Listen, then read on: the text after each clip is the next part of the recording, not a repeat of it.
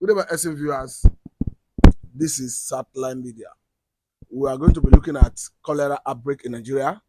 We understand that it's a very serious issue currently in Nigeria. We have seen infection in Lagos, Kano, and some other parts of the country, and this is a very big concern for the government and the citizens as well. And particularly, we are going to be looking at area that have to do with safety, how to manage a patient before you get to health facility. And with me to do this is Dr. Clinton. Dr. Clinton, you are welcome. Thank you very much. Okay, now before we go into the nitty gritty of what we need to know about how to manage a patient, help us understand what we need to know about when we talk about cholera. Cholera, the actual thing, the actual, it's actually called vibrio cholera, of which there are different strains of the vibrio cholera itself. And not all are pathogenic. Um, 010139, those are the most dangerous types, those are the most pathogenic. But when you talk about pathogenic, talk to the layman on the street. Okay. What is the meaning of pathogenic? Being pathogenic means that it has the ability to cause disease, but not all of them can actually Okay, cause tell disease. us more before we go into how to manage a patient before getting to the hospital. Okay. The disease itself, the cholera itself, the bacteria actually does not live in the human society. It actually dwell in the sea environment, the coastal area. That's the habitat where it coexists with the plankton there. So infection happens when there is contact from the someone with the coastal waters or marine foods generally. For example, crabs have been known to the source of transmission of the cholera itself. Like if you get those crabs, you need to cook it actually, and you need to cook it well. Interestingly enough, you cook it 5 minutes, it will still be able to. If you boil 5 minutes, it can still transmit the cholera itself. So you have to boil for up to 10 minutes. Oh, having said that, mm, now we need to understand the nature of the how why this organism is able to cause this disease within a very short period of time. Let's take a little look at the pathophysiology. When you say pathophysiology, what exactly are you trying to say? Pathophysiology is the process by which this organism interacts with the human body to create um, a, a health condition. First of all, about the transmission, which is fecal oral. Because aura means That's from mouth to anus, from mouth. If you get to your hand, you put it in the mouth, you can contact it. all right. If you get from the mouth, from hand to mouth to the intestine, and it get to the gastric, the stomach first of all. Now, the ideally, because the organism does not live in an acidic medium, it's very prone to the acid content of the stomach. So it can actually be killed by those acids. So that's the first defense mechanism the body have. That's one of the defense mechanisms the body have. Naturally. Yes. But it happened that for any reasons, if it's able to overcome that defense mechanism, then it becomes a problem. And now cause the disease effect can now manifest. A situation like anything that reduces the acid content of the stomach makes that person prone to the cholera itself. Like those that are on proton pump inhibitors, those are on H2 receptor blockers, like those on drugs that reduce those that drugs that is used in treating ulcer We can make one vulnerable to it. very well. Those that have infection from Helicobacter pylori are actually also prone. Now, having when it pass the that stage, get to the jejunum, duodenum, and the upper jejunum. What does that mean to a layman on the street? Yeah, those are the intestine. The duodenum is the next to the stomach, as the stomach actually. So now, from the effects is more on the duodenum and the jejunum, with less effect on the jejunum, on the ileum. Sorry. So you see that the there is the this viral cholera at have these enterotoxins. Those enterotoxins activate an enzyme adeninate adenine cyclase. Sorry, and these adenine cyclase now um, increase the um, adenosine monophosphates, cyclic adenosine monophosphates. Now, this cyclic adenosine monophosphates that acts on the those intestinal walls that now cause the increased secretion of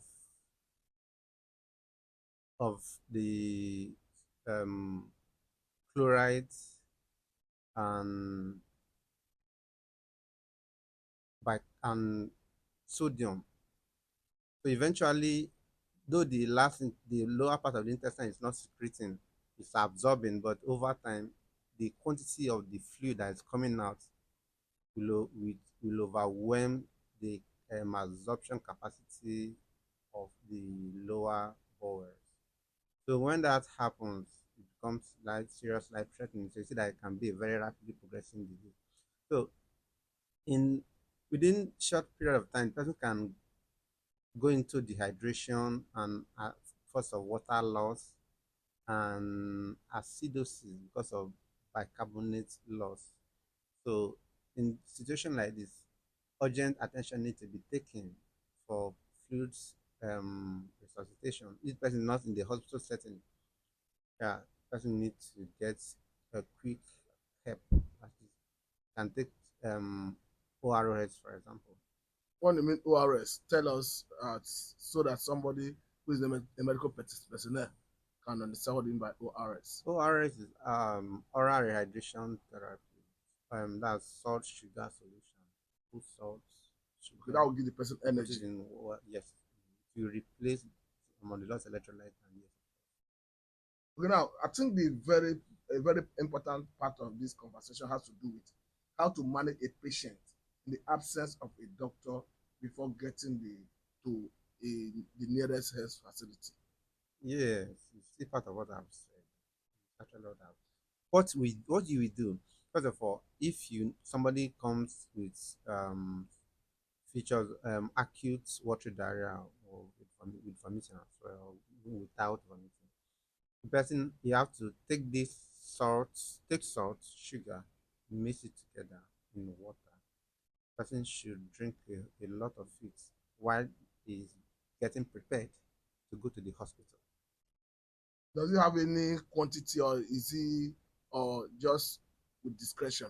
It has to be with discretion because the person is losing so much, so no quantity can be enough at this instant because the rate of loss is enormous. Okay, let us look at the chance of survival when the symptom is already manifested. Of course, before going to that, tell us what and what should be the symptom that will arouse curiosity for people to start raising concern and rushing to the hospital. Sudden onset of vomiting, acute watery diarrhea, those are the classical features. When you see them, it's very serious suspicion, and you have to quickly um, raise alarm and go to get straight to the hospital, seek medical. Okay, now let us look at how long does it take from contact to manifestation? It's a rapidly progressing disease. Between the period of 5 hours to 5 days, that's the incubation period. Okay, now let's look at how long does the organism survive outside human body? Yeah, that's an interesting question.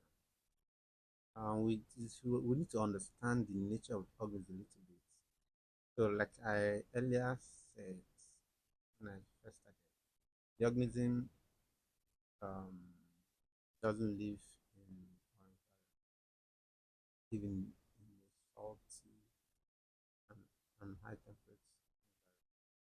So, if the organism, for example, happen to be on a paper, on the wood, or cotton cloth, the time of um, the time it will take for you to survive to live to the next, the one that will take longer, the one that will live longer in those surfaces.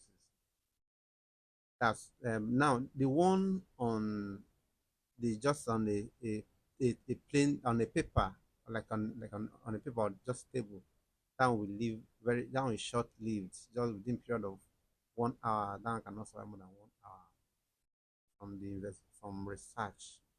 Now, whereas the one on the cotton or wood, those one will live longer. They will live up to 4 hours. Okay, we may not have the time to go into how the factor that will make the one on the paper to live shorter than the one on the cotton, but help us understand what we need to how we need to manage the environment to get rid of them, the bacteria. Okay. Sanitation is you if you somebody you shouldn't if children poo on the ground, it should be discouraged first of all, and it should be cleaned and decontaminated. What are Regular. the okay, sorry. What is the process of discontaminating it? Oh, you can use jig, very good, as sodium hypochlorite, and then regular washing of hands, very important. Avoid drinking of contaminated water. So you, you can there's a ways to you can treat your water, like you boil it or you use chlorine. Those are the ways to. Then avoid um eating hot cold foods to avoid contamination.